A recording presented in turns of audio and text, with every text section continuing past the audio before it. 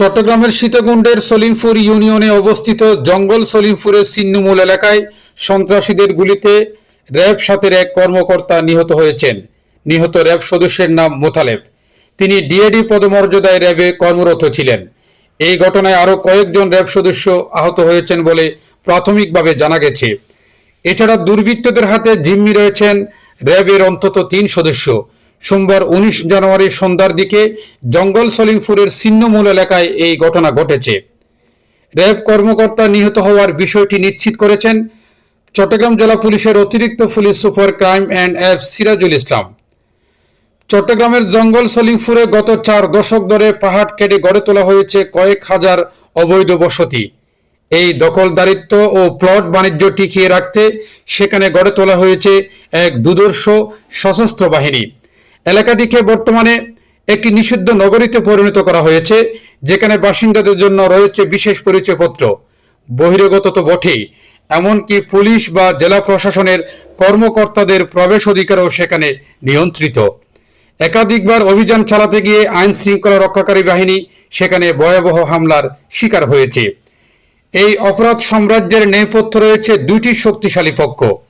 আলীনগর বহুমুখী সমিতির নেতৃত্বে রয়েছেন চিহ্নিত সন্ত্রাসী ইয়াসিন মিয়া এবং মহানগর ছিন্নমূল বস্তিবাসী সংগ্রাম পরিষদ নিয়ন্ত্রণে রাখছেন কাজী মশিউর ও গাজী সাদেক।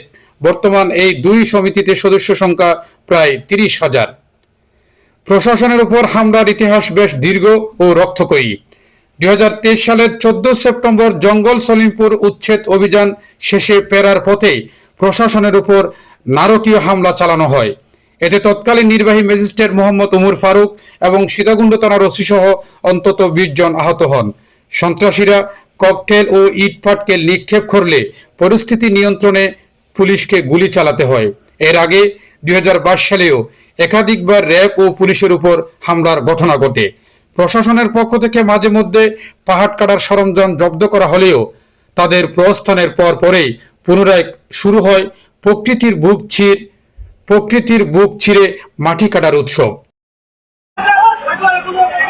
মূলত প্রবেশ মুখে থাকা অতন্দ্র পাহারাদারদের মাধ্যমে সংকেত পেয়ে সশস্ত্র সন্ত্রাসীরা আগেভাগেই পাহাড়ের উপর অবস্থান নেয় এবং অতর্কিত হামলা চালায়, যা উচ্ছেদ অভিযানকে চরম ঝুঁকিপূর্ণ করে তুলেছে।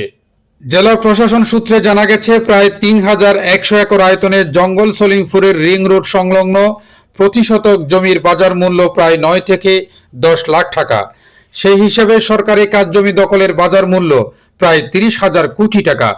এই বিশাল অর্থনৈতিক স্বার্থকে কেন্দ্র করে এলাকায় সংঘাত, খুনোখুনি ও সন্ত্রাসী তৎপরতা প্রায় নিয়মিত। গত বছরের ৫ আগস্ট রাজনৈতিক পট পরিবর্তনের পর জঙ্গল সলিমপুরের নিয়ন্ত্রণ নিয়ে সংঘর্ষ আরও তীব্র হয়। এরপর একাধিক হত্যাকাণ্ডও ঘটে, সবই পাহাড় দখলকে কেন্দ্র করে। কিছুদিন আগে দুই পক্ষের গোলাগুলিতে একজন নিহত হন।